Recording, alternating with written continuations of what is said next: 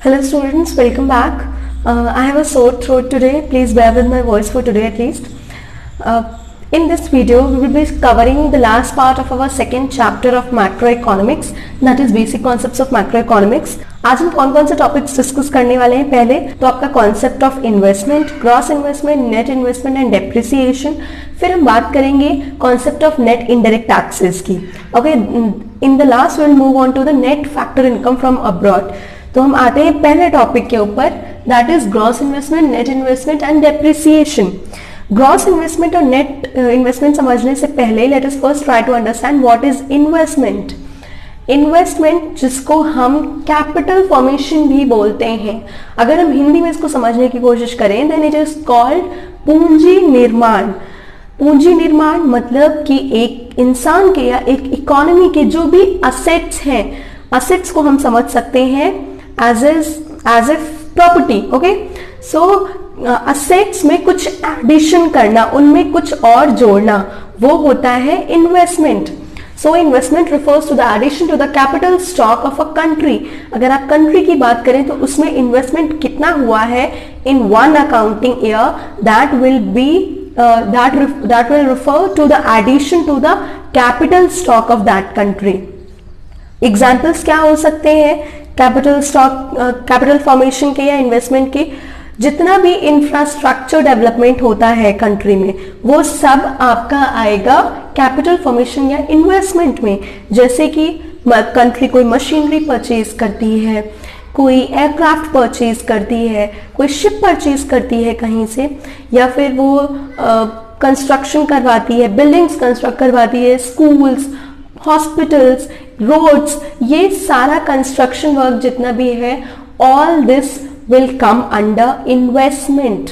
मतलब असेट्स में जो भी वैल्यू एडिशन, जो भी ऐड किया जा रहा है, all that added amount, added sum is known as investment. अब हमने एग्जाम्पल्स के थ्रू समझा कि इन्वेस्टमेंट क्या होता है. इन्वेस्टमेंट आपका दो टाइप का होता है, ग्रॉस इन्वेस्टमेंट और नेट इन्वेस्टमेंट. ग्रॉस इन्वेस्टमेंट और नेट इन्वेस्टमेंट समझने से पहले हमारे लिए ये समझना जरूरी है कि डेप्रिसिएशन क्या होता है. डेप्रिसिएशन का मतलब होता है फिक्स्ड असेट्स की वैल्यू में कमी आना. सपोज आप स्मार्टफोन की बात करते हैं. ओके, आपके पास एक स्मार्टफोन है जो आपने रिसेंटली अभी खरीदा है, 1 महीने पहले. क्या होगा कि धीरे धीरे जैसे टाइम बीतता जाएगा वैसे वैसे आपके स्मार्टफोन की वैल्यू कम होती जाएगी. जो रीसेल वैल्यू होगी आपकी स्मार्टफोन की, that will keep on decreasing with time.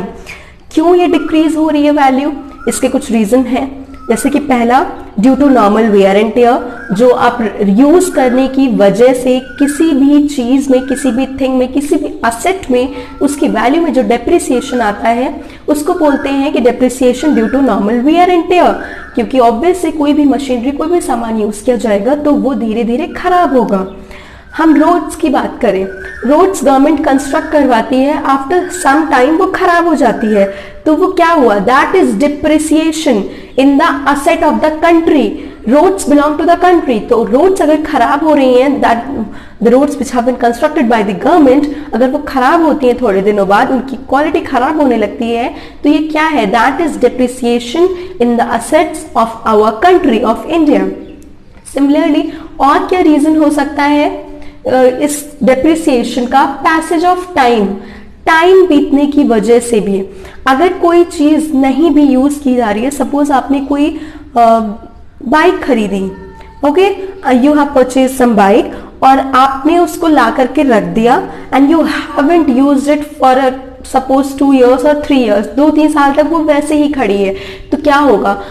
Without use भी उसकी वैल्यू में कमी आएगी, क्योंकि विंड, वाटर, एयर, इन सब बहुत सारे फैक्टर्स की वजह से अगर कोई सामान यूज में नहीं भी है तो भी उसकी वैल्यू में डेप्रिसिएशन होता है. सिमिलरली और क्या रीजन होता है डेप्रिसिएशन का? That is change in technology. अगर नॉर्मल वियर एंड टियर नहीं हुआ है सामान में और उसको पैसेज ऑफ टाइम की वजह से भी उसमें कोई चेंज नहीं आया है, बट फिर भी अगर टेक्नोलॉजी चेंज होती है तो भी उन चीजों के असेट्स की वैल्यू में फॉल होता है। तो ये 3 रीजंस होते हैं आपके डिप्रिसिएशन के, normal wear and tear, passage of time and change in technology. Depreciation को हम और भी नामों से जानते हैं, जैसे consumption of fixed capital, current replacement cost और replacement cost of fixed capital. अगर कहीं भी ये तीनों लिखा मिल जाए या डेप्रिसिएशन मिल जाए, इन सब का मीनिंग सेम होगा। Okay, so now let us come back to the concept of gross investment and net investment.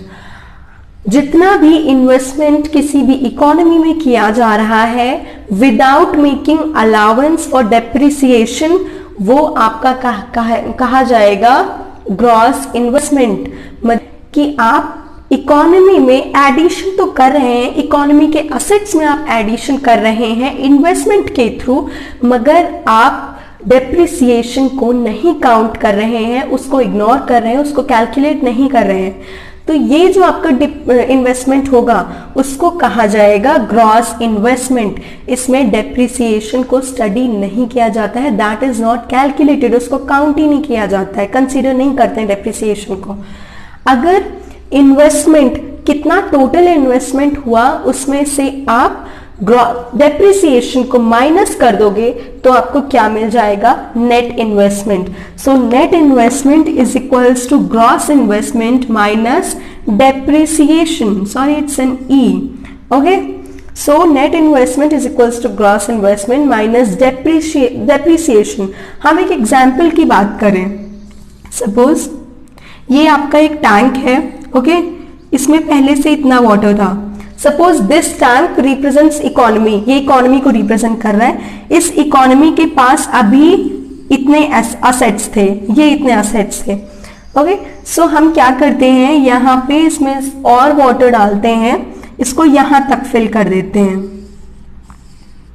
यहां तक हमने अब फिल कर दिया इसको, मगर बिकॉज ऑफ वेरियस रीजंस, ये जो रीजंस हमने डिस्कस किए, इन रीजंस की वजह से इस इकोनॉमी के असेट्स में फॉल आ रहा है। सपोज यहाँ पे एक टैप हम लगा देते हैं और उससे निकल रहा है पानी, तो ये जो पानी निकल रहा है that will called your depreciation, और जो पानी इसमें फॉल हो रहा है ये आपका इन्वेस्टमेंट है। तो आपने टोटल इसमें कितना ऐड किया वो आपका हो जाएगा ग्रॉस इन्वेस्टमेंट। ओके, मगर इस इन्वेस्टमेंट आपने जो ऐड किया वो तो आप कैलकुलेट करोगे, उसमें से आप माइनस कर दोगे डेप्रिसिएशन को, जो उसमें से माइनस होता जा रहा है, कमी आती जा रही है, तो आपको मिलेगा net investment. I hope this much is clear. This concept of net and gross is very important. Gross में क्या होता है, बेसिकली आप डेप्रिसिएशन को इंक्लूड करते हैं और नेट में डेप्रिसिएशन को एक्सक्लूड करते हैं। तो जो एक्चुअल फिगर होता है, रियल एक्चुअली जो इकोनॉमी में हो रहा होता है, वो कौन रिप्रेजेंट करता है, that is represented by net investment. क्योंकि इसमें असेट्स में एडिशन को भी देखा जा रहा है और असेट्स में जो फॉल आ रहा है उसको भी देखा जाता है। तो एक्चुअल सिचुएशन इकोनॉमी की प्रेजेंट करता है आपका नेट इन्वेस्टमेंट। अब चलिए हम बात करते हैं कि कैपिटल लॉस क्या होता है। डेप्रिसिएशन हमने पढ़ लिया, fall in value because of all these reasons. अब कैपिटल लॉस क्या होता है, जब कैपिटल में या असेट्स में कुछ लॉस आता है, असेट्स की वैल्यू में लॉस आता है कुछ अनफोर्सीन सर्कमस्टांसेस की वजह से, जो पहले से प्रिडिक्ट नहीं किए जा सकते कि ऐसा होने वाला है। सपोज एक इंडस्ट्री है, नई नई इंडस्ट्री सेटअप हुई है और उस एरिया में सुनामी आ जाता है या अर्थक्वेक आ जाता है, पूरी इंडस्ट्री, पूरा सेटअप, पूरी बिल्डिंग तबाह हो जाती है, गेट्स डिवास्टेटेड। तो ये क्या होगा, that will not come under depreciation, ये आएगा आपका कैपिटल लॉस में। ओके, वो तो किसी नेचुरल कैलामिटी की वजह से, या सपोज गवर्नमेंट हॉस्पिटल कंस्ट्रक्ट करवाती है, उसकी हॉस्पिटल बनवाती है, मगर उस हॉस्पिटल में आग लग जाती है, फायर ब्रेक कर जाती है, फायर ब्रेक्स आउट। ओके, तो ये जो होता है, ये यहाँ पर जो वैल्यू में लॉस हुआ है, ये भी आपका डेप्रिसिएशन में नहीं आएगा, that will come under capital loss. तो what is capital loss? It is the loss in value due to unforeseen events like natural calamities, thefts, accidents, etc. जो अनफोर्सीन सर्कमस्टांसेस होते हैं, जो हम पहले से इंसान प्रिडिक्ट नहीं कर सकता कि ऐसा होने वाला है, वो सब की वजह से जो लॉसेस होते हैं असेट्स में, वो सब आएंगे आपके कैपिटल लॉस में। और जो पहले से प्रिडिक्ट किए जा सकते हैं कि इन सब रीजंस की वजह से कुछ वैल्यू लॉस होगा, that all will come under depreciation. Normal wear and tear हम पहले से प्रिडिक्ट करते हैं, क्योंकि सामान को ऑब्वियसली यूज करेंगे तो उसकी वैल्यू में कमी आएगी, वियर एंड टियर होगा ही। पैसेज ऑफ टाइम के साथ चीजें खराब होती हैं, वी ऑल नो, ओके। और चेंज इन टेक्नोलॉजी, टेक्नोलॉजी भी दिन पर दिन चेंज होती है, ये भी हमें पता है। तो ये सब पहले से हम फोर्सी कर सकते हैं ये सारे कंडीशंस। तो all these will come under depreciation. Depreciation production process को हैम्पर नहीं करता, मतलब प्रोडक्शन एक्टिविटी नहीं रुकती है बिकॉज ऑफ डेप्रिसिएशन, जबकि कैपिटल लॉस की वजह से प्रोडक्शन प्रोसेस हैम्पर होता है, उस पर बहुत बुरा इफेक्ट पड़ता है। I hope this much is clear. Now we'll move on to the next topic. Before we discuss what are net indirect taxes, let us first try and understand what are indirect taxes and what are subsidies. Basically taxes दो type के होते हैं, direct taxes and indirect taxes. Indirect taxes वो होते हैं जो हम directly government को नहीं पे करते हैं, हम किसी और पर्सन को पे करते हैं और वो पर्सन या फर्म गवर्नमेंट तक उन टैक्सेस को पहुंचाती है। ओके, तो ये कब इम्पोज किए जाते हैं indirect taxes? These are imposed on the production and sale of goods and services. Goods और सर्विसेज के प्रोडक्शन पे और उनकी सेल पर इम्पोज किए जाते हैं दीज टैक्सेस। एग्जाम्पल्स क्या हो सकते हैं हमारे? GST, goods and services tax, service tax, entertainment tax, ये सारे हमारे एग्जाम्पल्स हैं इनडायरेक्ट टैक्सेस के। कैसे ये इम्पोज किए जाते हैं, कैसे पे होते हैं? सपोज क्लोथिंग पे, ओके, और शूज का एग्जाम्पल लेते हैं। शूज का आपका प्राइस है suppose 1000 rupees, okay, one pair of shoe का प्राइस है 1000 रुपीज। गवर्नमेंट डिसाइड करती है कि शूज पे वो 10% टैक्सेस लगाएगी, तो 1000 का 10% होगा विल बी 100। तो अब जो एक्चुअल प्राइस हमें पे करना होगा दैट विल बी 1100।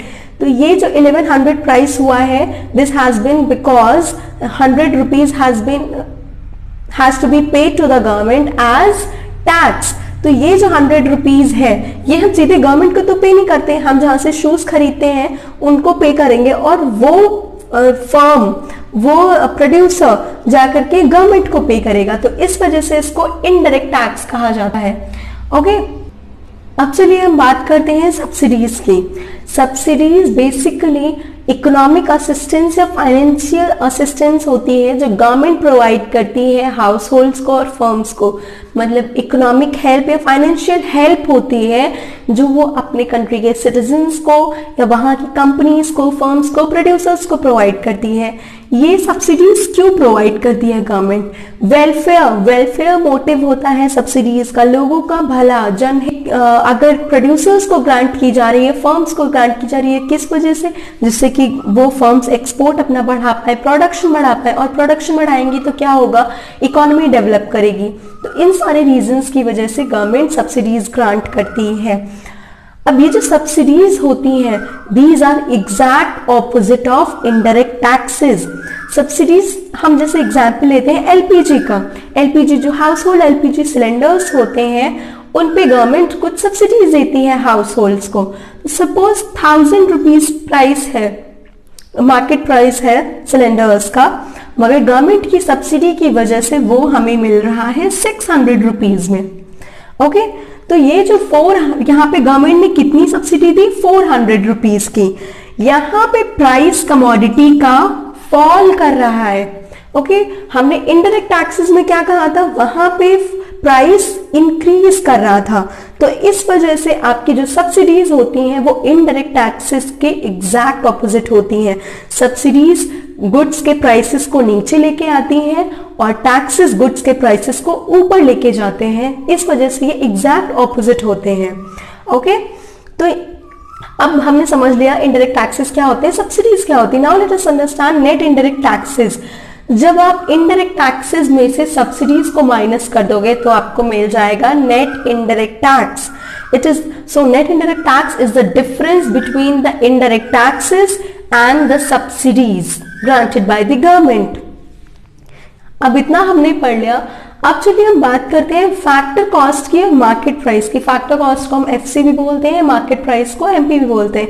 कॉस्ट, जैसा हमने क्लास 11 में पढ़ा था, कॉस्ट इज बेसिकली एक्सपेंडिचर जो इनकर करती है कोई भी फर्म या production unit on the production of goods and services. किसी भी गुड्स और सर्विस को प्रोड्यूस करने के लिए जितना खर्चा, जितनी लागत आती है, वो सब होता है आपका फैक्टर कॉस्ट।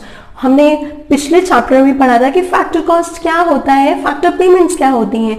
तो जो फैक्टर्स ऑफ प्रोडक्शन होते हैं, land, labour, capital and enterprise, ये चार आपके फैक्टर्स ऑफ प्रोडक्शन होते हैं। इन सब के ऊपर होने वाले एक्सपेंडिचर को हम बोलते हैं फैक्टर कॉस्ट।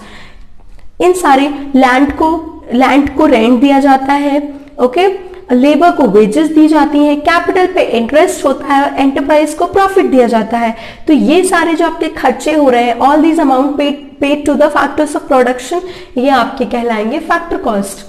मार्केट प्राइस होता है वो प्राइस जिस पर कोई भी कमोडिटी गुड्स मार्केट में एक्चुअली सेल किया जा रहा है, जिस प्राइस पे उसको मार्केट में बेचा जा रहा है, that will be called the market price. Suppose हम शूज की बात करते हैं, तो एक पेयर ऑफ शूज बनाने में खर्चा आता है 1000 रुपीज का, ओके।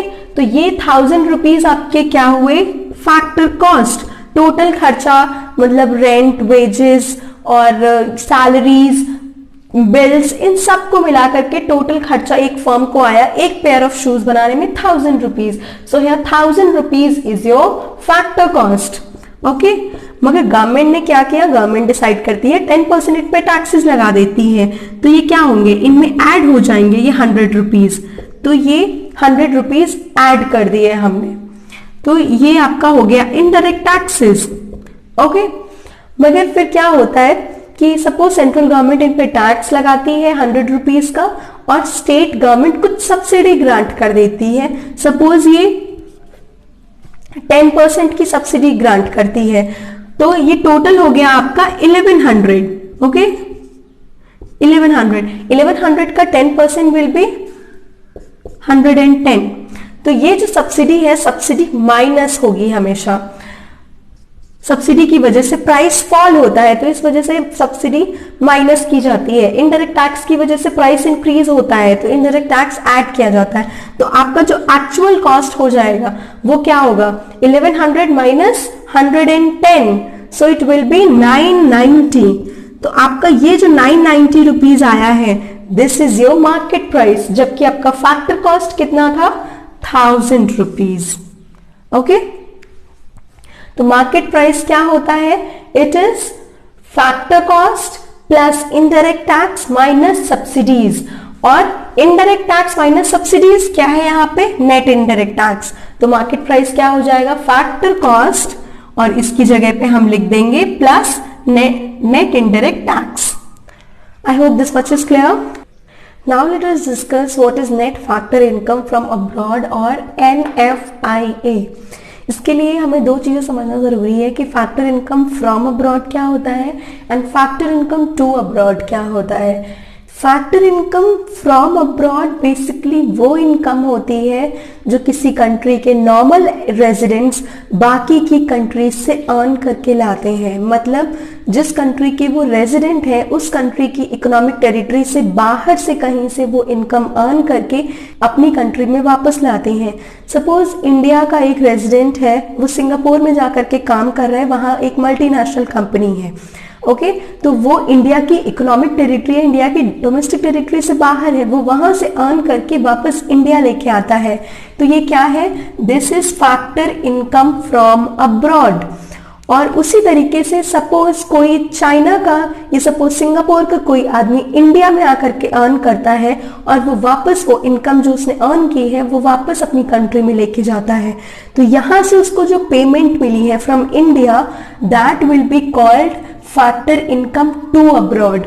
फ्रॉम अब्रॉड मतलब अब्रॉड से, रेस्ट ऑफ द वर्ल्ड से जो हम ले करके आ रहे हैं, and factor income to abroad मतलब रेस्ट ऑफ द वर्ल्ड को हम जो पे कर रहे हैं, that is factor income to abroad. तो इन दोनों का जो डिफरेंस होता है, फैक्टर इनकम फ्रॉम अब्रॉड में से जब आप माइनस कर दोगे फैक्टर इनकम टू अब्रॉड, तो आपको क्या मिलेगा? Net factor income from abroad. Okay, तो जब आप इन दोनों को माइनस करोगे तो आपको मिलेगा net factor income from abroad. ये कॉन्सेप्ट नेट फैक्टर इनकम का समझना इसलिए जरूरी है क्योंकि ये हमें हेल्प करता है नेशनल इनकम और डोमेस्टिक इनकम को कैलकुलेट करने में। जब हमें नेशनल इनकम बेसिकली कैलकुलेट करनी होगी तो हम क्या करते हैं, उसमें डोमेस्टिक इनकम को सबसे पहले फाइंड करते हैं क्या है, और फिर डोमेस्टिक इनकम में हम फैक्टर इनकम फ्रॉम अब्रॉड को प्लस करते हैं। मतलब इंडिया के नॉर्मल रेजिडेंट्स बाहर से रेस्ट ऑफ द वर्ल्ड से जो लेकर के आ रहे हैं इनकम अर्न करके, वो हम प्लस करेंगे, और दूसरी कंट्री के जो रेजिडेंट्स हैं, जो इंडिया के नॉन रेजिडेंट्स हैं और दूसरी कंट्री के रेजिडेंट्स हैं, उनको हम जो फैक्टर इनकम प्रोवाइड कर रहे हैं, उनको जो हम पेमेंट्स कर रहे हैं उसको हम माइनस करेंगे। Okay, so domestic income plus factor income from abroad minus factor income to abroad, तो ये आपका हो जाएगा नेशनल इनकम। सो अगर आप factor income from abroad minus factor income to abroad को रिप्लेस कर दें तो ये हो जाएगा national factor income, net factor income from abroad. So national income becomes equals to domestic income plus नेट फैक्टर इनकम फ्रॉम अब्रॉड। नेशनल इनकम इज इक्वल्स टू डोमेस्टिक इनकम प्लस NFIA। ओके, अब ये जो आपका national factor income from abroad है, ये पॉजिटिव भी हो सकता है, नेगेटिव भी हो सकता है, जीरो भी हो सकता है। कैसे? अगर इंडिया के रेजिडेंट्स बाकी रेस्ट ऑफ द वर्ल्ड से जो अर्न करके ला रहे हैं वो इक्वल है किसके? जो इंडिया नॉन रेजिडेंट्स को पे कर रहा है उसके इक्वल होगा, तो क्या हो जाएगा? Factor income from abroad is equals to factor income to abroad. तो यहाँ पे NFIA क्या हो जाएगा? जीरो हो जाएगा, माइनस करेंगे आपको जीरो मिलेगा। अगर इंडिया के रेजिडेंट्स जो इनकम अर्न करके ला रहे हैं वो ज्यादा है और इंडिया जो नॉन रेजिडेंट्स को पे कर रही है वो कम है, तो क्या होगा? जब आप माइनस करेंगे तो आपको एक पॉजिटिव नंबर मिलेगा, तो यहाँ पे क्या हो जाएगा? आपको NFIA पॉजिटिव हो जाएगा। और तीसरी कंडीशन, अगर इंडिया के जो रेजिडेंट्स अब्रॉड से बाहर से रेस्ट ऑफ द वर्ल्ड से जो अर्न करके इनकम ला रहे हैं वो कम है और इंडिया जो दूसरी कंट्री के रेजिडेंट्स हैं, मतलब इंडिया के जो नॉन रेजिडेंट्स हैं, उनको जो पेमेंट्स कर रही है वो ज्यादा है, तो जब आप दोनों को सब्ट्रैक्ट करोगे तो आपको एक नेगेटिव नंबर मिलेगा, तो यहाँ पे आपकी NFIA हो जाएगी negative. Okay, I hope this much is clear. जो आपका net factor income from abroad होता है उसके कुछ कंपोनेंट्स होते हैं, जैसे कि आपका पहला कंपोनेंट होता है नेट कॉम्पेंसेशन टू एम्प्लॉइज। अब नेट कॉम्पेंसेशन टू एम्प्लॉइज क्या होता है? ये डिफरेंस होता है किसका? इंडिया के जो रेजिडेंट्स बाहर अब्रॉड में रह करके जो सैलरीज वेजेस अर्न कर रहे हैं, कितने ड्यूरेशन? 1 साल से कम ड्यूरेशन में रह करके वो जितना इनकम अर्न कर रहे हैं और इंडिया में रह करके जो दूसरे कंट्री के रेजिडेंट्स अर्न कर रहे हैं, दोनों का डिफरेंस जो आएगा वो होगा आपका नेट कॉम्पेंसेशन टू एम्प्लॉइज। मतलब इंडिया के रेजिडेंट्स जो दूसरे कंट्री में एज एम्प्लॉइज इनकम अर्न कर रहे हैं उसमें से जब आप माइनस करोगे जो इनकम, जो पेमेंट्स इंडिया कर रही है नॉन रेजिडेंट्स को, जो दूसरी कंट्री के रेजिडेंट्स हैं उनको, जब वो इंडिया में एज एम्प्लॉइज वर्क कर रहे हैं, तो ये जो डिफरेंस आपको मिलेगा that will be your net compensation to employees. दूसरा होता है आपका net income from property and entrepreneurship. जैसे हमने अब प्रीवियस वीडियो में बात की थी कि डोमेस्टिक टेरिटरी में नॉर्मल रेजिडेंट्स में आपके इंडिविजुअल्स भी होते हैं, इंस्टीट्यूशंस भी होते हैं। Suppose Tata group of companies है, उसके सिंगापुर में कुछ प्रॉपर्टीज है और उस प्रॉपर्टीज पे उसको रेंट मिल रहा है या उसने कहीं पे कैपिटल इन्वेस्ट किया है तो उसको वहां पे इंटरेस्ट मिल रहा है, डिविडेंड्स मिल रहे हैं, तो ये क्या है? ये प्रॉपर्टी और एंटरप्रेन्योरशिप पे होने वाली इनकम है। ओके, रेंट, डिविडेंड्स, इंटरेस्ट, ये सब प्रॉपर्टी और एंटरप्रेन्योरशिप पे होने वाली इनकम्स हैं। तो ये इनकम्स जो इंडिया के रेजिडेंट्स बाहर से अर्न करके ला रहे हैं और इंडिया जो दूसरे कंट्री के रेजिडेंट्स को पे कर रहा है, उन दोनों के बीच का डिफरेंस होगा that will be your net income from property and entrepreneurship. Third component होता है NFIA का नेट रिटेन्ड अर्निंग्स। अब रिटेन्ड अर्निंग्स क्या होती हैं? बेसिकली प्रॉफिट्स जो होते हैं, जो मुनाफा होता है, उसमें से कंपनीज को पहले गवर्नमेंट को कॉर्पोरेट टैक्स पे करना होता है। प्रॉफिट में से कॉर्पोरेट टैक्स को माइनस करते हैं, ओके। और क्या माइनस होता है? डिविडेंड्स। डिविडेंड्स बेसिकली शेयर होता है प्रॉफिट में से, जो कंपनी अपने शेयर होल्डर्स को, उसके मेंबर्स को देती है। तो प्रॉफिट में से कॉर्पोरेट टैक्स पे करने के बाद और डिविडेंड्स पे करने के बाद जो अमाउंट बचता है वो आपका रिटेन्ड अर्निंग्स कहा जाता है, मतलब बची हुई इनकम जो होती है। तो नेट रिटेन्ड अर्निंग्स वो होती है जो इंडिया के रेजिडेंट्स अब्रॉड से लेकर के आ रहे हैं, उसमें से आप माइनस कर दोगे वो रिटेन्ड अर्निंग्स जो इंडिया दूसरे कंट्री के रेजिडेंट्स को पे कर रही है, okay. So net retained earnings इन दोनों का डिफरेंस हो जाएगा। तो ये तीन कंपोनेंट्स होते हैं NFIA के। सपोज इंडिया के रेजिडेंट्स अमेरिका से 100 करोड़ इनकम अर्न करके ला रहे हैं और इंडिया दूसरी कंट्री के रेजिडेंट्स, अमेरिका के रेजिडेंट्स को कितनी 90 करोड़ पे कर रही है दूसरी कंट्री के रेजिडेंट्स को। तो यहाँ पे NFIA क्या हो जाएगा? इन दोनों को माइनस कर देंगे, 100 करोड़ माइनस 90 करोड़, तो net factor income from abroad हमारी हो जाएगी 10 करोड़, ओके। इस चैप्टर में इतना ही, बाकी हम नेक्स्ट चैप्टर स्टार्ट करेंगे नेक्स्ट वीडियो के साथ।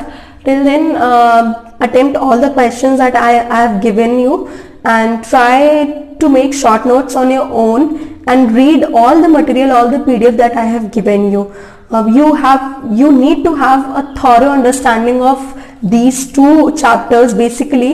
इनके बिना, इनकी प्रॉपर अंडरस्टैंडिंग के बिना अगले नेक्स्ट चैप्टर्स को, फर्दर चैप्टर्स को समझना, अंडरस्टैंड करना थोड़ा आपके लिए मुश्किल हो जाएगा। So keep practising.